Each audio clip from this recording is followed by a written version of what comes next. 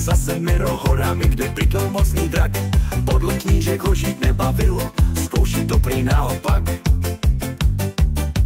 Ošnelový princezny a maso nemá rád, chodí radši do potravy jídlo vybírat. Z jeskyně ho bolí záda, zimou se mu klepe brada, do hotelu chodí spát. Holt už je to tak, zbláznil se nám drak, vyměnil svou důstojnost za obývák. Místo ohně plive vodu, zuby šetří do důchodu, létat nechce, oblíbil si vlak, motorák.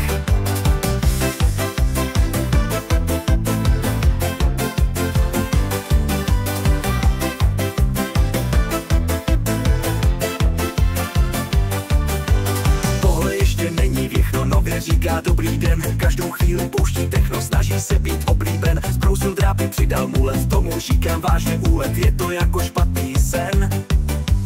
Holt už je to tak, zbláznil se nám drak, vyměnil svou důstojnost za obývák. Místo ohně plive vodu, zuby šetří do důchodu, létat nechce, oblíbil si vlak, motorák.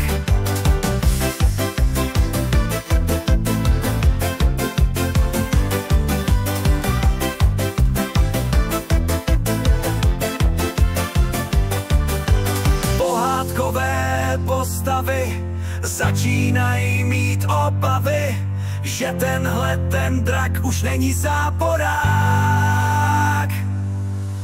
Holt už je to tak, zbláznil se nám drak, vyměnil svou důstojnost za obývák.